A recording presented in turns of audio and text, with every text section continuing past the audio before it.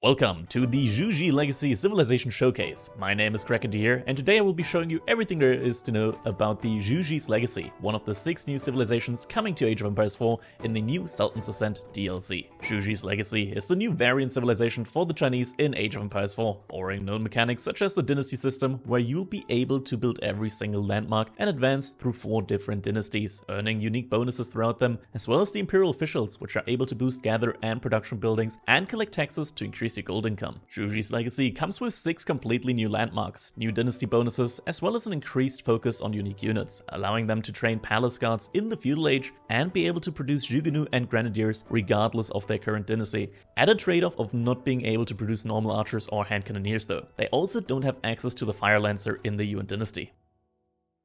Let's start off with the different dynasties that Zhuji's Legacy has access to. At the beginning of a game, Zhuji's Legacy starts off in the Tang dynasty, reducing the cost of landmarks by 15% and unlocking the construction of up to 3 villages, which provide you with 40 population space at a cost of 125 wood. Once both feudal age landmarks have been created, you will advance to the Song dynasty, which for the civilization gives a huge wood discount of 40% to all non-military buildings, as well as unlocking the construction of up to 3 granaries, which function as a mill and boost nearby farmers' gathering speed by 10%. This buff can overlap and stack with other granaries. The Yuan dynasty, once both castle age landmarks have been constructed, discounts all units by 10% and unlocks the pagoda. Relics can be garrisons inside the pagoda to generate a total of 250 resources per minute instead of the normal 80 inside a monastery. The resource generated will be 100 gold, 50 wood, 50 food, and 50 stone per minute. And last but not least, the Ming dynasty in Imperial Age increases the damage dealt by Chinese unique units by 15%.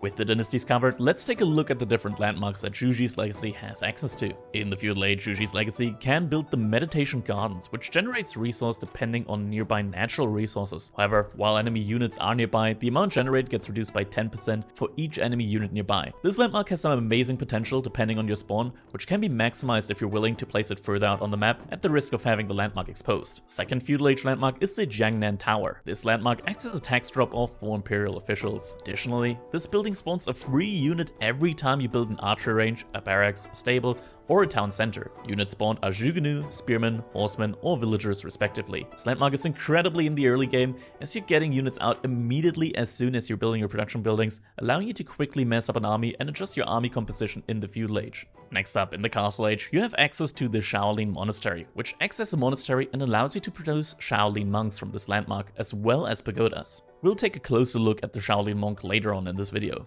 Secondly, in the castle age, the Mount Lu Academy makes it so that your imperial officials collect 20% of taxes as food, so you get 8 food per 40 tax collected. On top of that, it contains a lot of unique upgrades for your imperial officials, such as the single whip reform, increasing their movement speed by 50%, regional inspection, increasing the supervision creation and research speed from 150 to 300%, military affair bureau, giving imperial officials the ability to supervise keeps and outposts, reducing their damage taken by 35%, and imperial red seals, increasing the cap on imperial officials by 2 and immediately spawning an additional imperial official upon completion. In the Imperial Age, you have access to Zhuji's library, providing you with a selection of 5 incredibly potent upgrades, with the twist being that you may only research 2 of them. These upgrades include the Roar of the Dragon, which transforms your horsemen and spearmen into fire lances, giving them an additional AoE charge attack. 1000 bolts, which adds an additional bolt to the attack of both the Zhugunu and the crossbowmen. Advanced administration, granting 150 bonus health to your imperial officials, plus 80 max tax carrying capacity, and plus 2 on their production limit. Dynastic protectors, allowing you the production of the Imperial Guard and the Yuan Raider. Once again, we'll take a closer look at those 2 units in just a bit. And last but not least, the Cloud of Terror, adding an AoE effect to your bombard cannons, making them similar to the Great Bombards that the Ottomans have access to. And the last remaining landmark is the Temple of the Sun. This landmark gives you access to 4 powerful auras that you're able to toggle between freely. Divine Haste increases all infantry units' movement speed by 15%. Divine Defense increases the range of all gunpowder units and defensive structures by 1. Divine Charge increases the damage of cavalry units by 20%. And Divine Vitality, which heals all units while out of combat by 2 health every second. Now let's take a closer look at all of the unique units that Zhuji's Legacy has access to. Starting again in the feudal age with the early Palace Guard. Palace Guard tends to have 1 less armor compared to its normal men-at-arms counterpart. However, in the Feudal Age, early Palace Guard actually retain their 3 melee base armor and only lose out on 1 pierce armor, making it a very strong frontline unit. Just for comparison, these are the stats of a normal Castle Age Palace Guard side by side. You can see that the normal Palace Guard has 35 more health and 3 more damage on its main attack, as well as 1 additional pierce armor. The next unique unit is the Shaolin Monk in the Castle Age. This religious unit has some serious stats going for itself, having 170 health, 2 armor, and a whopping 15 damage melee attack with only 0.75 seconds in between attacks. Not only that, but it also has an active ability decreasing its range damage taken by 50% for 15 seconds on a 90-second cooldown, and also healing itself while out of combat.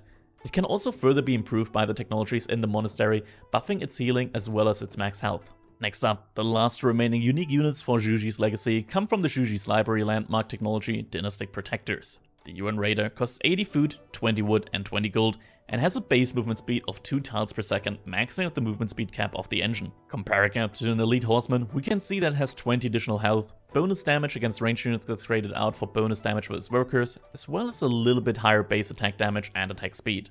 The Imperial Guard costs 140 food, 140 gold, and when we take a look at its stats and compare them to that of an Imperial Age Elite Knight, we can see that this unit has some insane stats, having 350 starting HP compared to 270, 6 base armor, as well as huge bonuses on both their main attack as well as their charge attack, making it an insanely strong frontline unit. Both the UN Raider and Imperial Guard get additional bonuses from the Ming Dynasty, as well as the Temple of the Sun, potentially boosting their attack damage by an additional 35%. At that point, unless Byzantines go for the Hippodrome landmark in Feudal Age, the Imperial Guard is able to completely demolish cataphracts in straight up head-to-head encounters. With that, we've covered all of the unique aspects of Zhuji's legacy. Stay tuned for more, as I will be posting some very strong build orders for them here on this channel that will help you elevate your own gameplay with them to the next level. With that being said, thank you for watching. If you enjoyed the content, I'd appreciate it if you left a like and maybe even sub to the channel, as that does help me out a lot here on YouTube. See you in the next one.